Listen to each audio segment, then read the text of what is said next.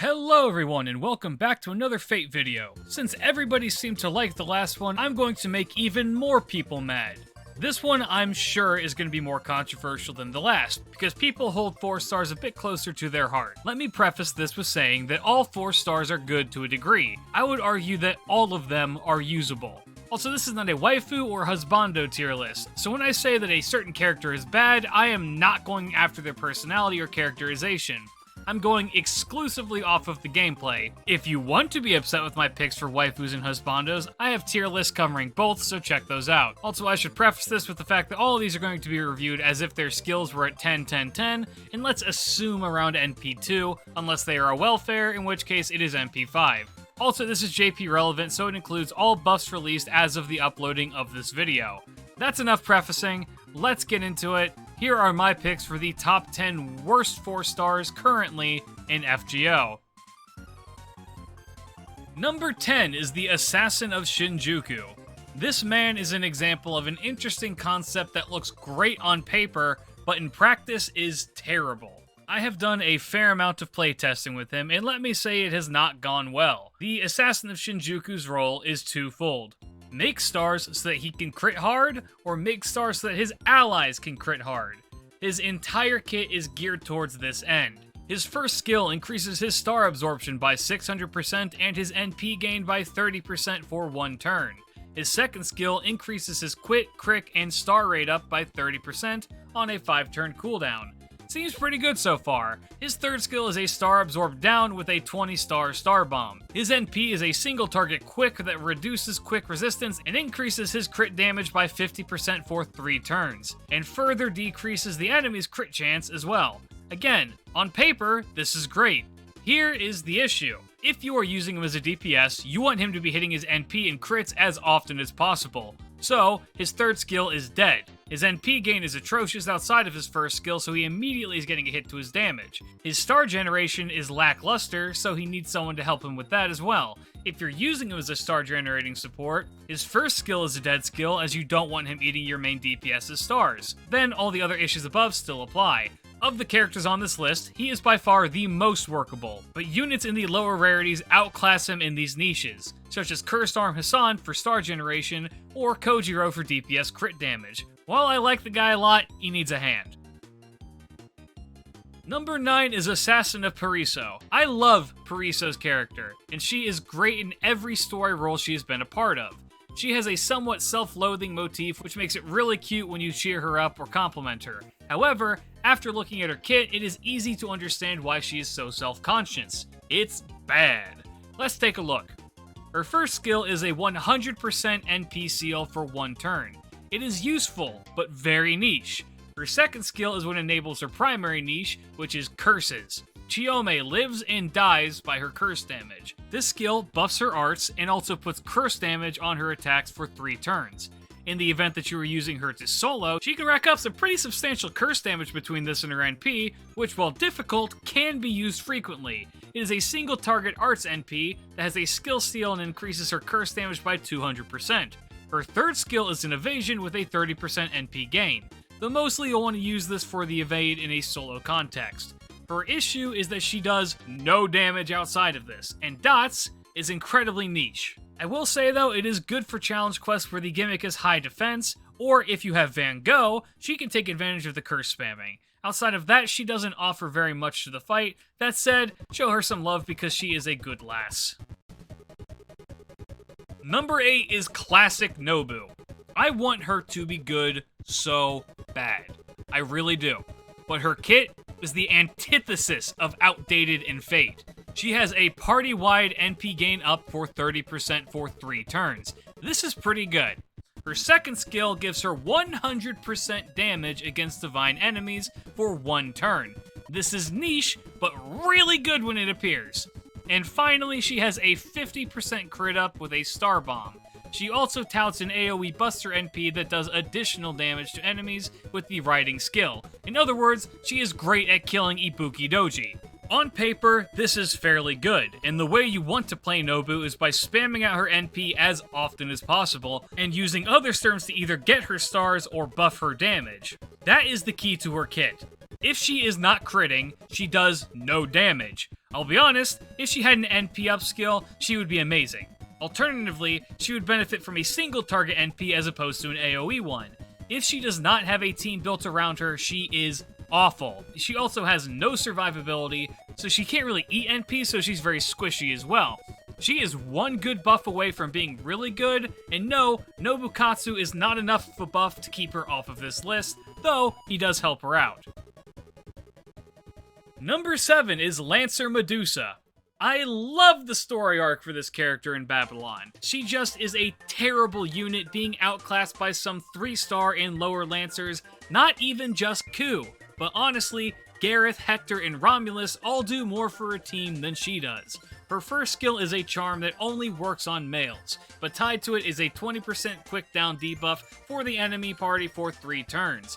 This is her best skill by far. She has monstrous strength, which bumps up her damage for 1 turn by 30%, and finally a guts that comes along with a 1-hit invincibility, making it so that she can eat at least 1 NP.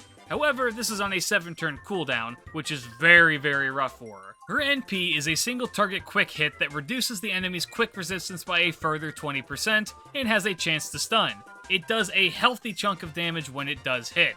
Her whole gimmick is that she reduces the enemy's quick resist so that her NP that already hits hard can hit even harder, while also stun locking them with her charm and extra damage on her NP effect. The issue is that her damage output is bad, and her NP gain is very bad, meaning that she can't take advantage of her NP's effects as often as she needs to, and as a result falls off fairly quickly. She either needs to be used in a solo context or with some high budget supports, otherwise there's not a good reason to bring her along, other than simply liking her. However, she does play well with some of the cheaper supports, like Hans, who can give her stars as well as NP gain. Note that you can solo the Rice Shogun quest with her abilities at 111, go check out that video after this. Number 6. I'm apologizing. Chacha is not good. There are low rarity berserkers that do her exact job, but more efficiently. I enjoy her design as Paco is a golden god of art, but her kit is terrible. She is built to be both a crit zerker as well as an NP spammer. Her first skill will give her 10% NP gain for 3 turns on a 6-turn cooldown, as well as a 50% increase in NP gain when getting hit. Immediately, this is an issue, because she takes class advantage damage from almost everything in the game, and her NP gain is not good enough to justify getting hit. Her second skill is a 20-30 effect that also reduces the party's crit gain by 50%. This is supposed to allow her to get those stars, but by virtue of being a berserker, it just doesn't work out that well. Her third skill is her best one, as it is a defense down that ramps up from 10% to 50% over the course of 5 turns with a 5-turn cooldown. This effect is meant for longer fights, but her kit is more about big damage quickly, because otherwise she just dies. Her NP is fairly good, being an AoE buster that also reduces crit chance in enemies. You can set her up well with budget supports such as Asclepius, George, Iris, and Mash. But really, there are better options. Like, legitimately, Spartacus and Darius do the exact same job as she does and have better survivability, so unless you love her, I would not use her. Speaking of characters that I love but are too terrible to use, in number 5 we have Fran. She suffers from much the same issues as Chacha, except she hurts herself even more. Berserker Fran's kit is very good on a thematic level. Her practicality is terrible. She has Galvanism, which allows her to gain NP rather quickly if she didn't have a Berserker's deck of 1 art and 1 quick, and then 3 buster cards and low hit counts. Her second skill is a stun with only a 60% chance to hit, but it does give one enemy 30% defense down for 1 turn. Her third skill is Overload, which boosts her NP damage by 30%, but then it also burns her. Her kit is designed for her to spam out her NP, which in fairness is incredibly strong, being a rarity in the Berserker class as an AoE quick NP. It also decreases enemy crit rate with Overcharge. In fact, she has the highest damaging AoE quick NP in the game, period. That's insane! Well, it would be if the demerit wasn't that it then stunned her for 2 turns, making her a completely dead unit. I place her lower than Chacha for this reason. She needs so much support from your units to work, and at her best, she is insane. But to get her there, you either need to be a hyper whale or incredibly dedicated. I believe that she can loop with Scotty, but that means you're going to need to have at least 2 debuff removals ready for when she uses her NP, otherwise farming is out of the question. Unless, of course, you want to bring the machine gong to free up some space. She needs a Tomacat-esque buff that can help her out, but for now she will rest in number 5. At least her Saber form is good. Number 4 is Consort U. Again, great design, terrible gameplay, interesting boss fight in Lost Belt 3. You can solo it with a level 1 Matahari. U is meant to be a tanky NP spammer. However, she hinders herself at every turn when doing this. Her skills support her spammy nature. Her first skill is a passive 10% NP gain every turn for 5 turns on a 5-turn cooldown. That also gives her debuff immunity for 1 turn. This means that this can endlessly be used while she is on the field. That's pretty good. Her second skill heals her for 1000 every turn for 5 turns, and it also increases her buff removal resist by 100% and further increases her attack by 30%. Both of these are only for 3 turns. That's also pretty good. Her third skill is Vampirism and charges her NP by 27%. Pretty standard, but solid. All of this makes her a fairly broken servant in a stall team against riders. Well, that is if her NP didn't also remove all of her buffs. That's right. Anytime that she uses her NP, she clears her debuffs and then her buffs, and then does AoE buster damage that causes curse damage. And just like that, she's back to nothing. She is built to spam out her NP, but her NP refuses to let her do so. It is the most counterintuitive NP in the game, self-negating her own niche. This is not helped by the fact that she does fairly low damage due to her class, and AoE Buster Assassins aren't exactly rare. For example, a free option that you could use is Grey. She is a welfare who can't spam out her NP, but is a Buster Assassin that puts out more consistent damage. I want more servants like you, as in NPCs we meet along the way who turn into allies, as it creates a solid bond and makes the character lovable, even if she was initially a villain. It's good that her Lancer version is redeeming. Number 3, we have Summerskahawk. This is where I become a bit more confident in my picks as well. Summerskahawk has the issue of doing too many things. She has a taunt that also bumps up her crit damage by 50% for 1 turn on a 6-turn cooldown. Her second skill is a targetable heal for 3000 that also bumps up her defense by 1000, also on a 6-turn cooldown. Her third skill is an ignore invincibility that also has a plus 50% quick damage for 1 turn, also on a 6-turn cooldown. To top it off, she has an AoE quick NP that has instant kill memes with it. So, her kit has her being defensive and offensive at the same time, but also with long cooldowns for single turn effects, bad NP gain, a weak NP, less than mediocre star generation, and to top it off, the most ineffective overcharge effect in the game. She takes too long to use her NP, and her one support skill outside of her taunt is really the only redeeming fact about her. You know who else does this exact same healing effect? Sanson, with 1 less turn on a cooldown, and the only trade-off is the defense up. Honestly, the only use that she has is to prep for solo since her taunt is on her first skill. I love her design, so it breaks my heart to say that, but man, she needs help. Number 2 is Steno. This one may come as a surprise to some because she's not number 1. Here's the reason. She has a niche, albeit an incredibly niche.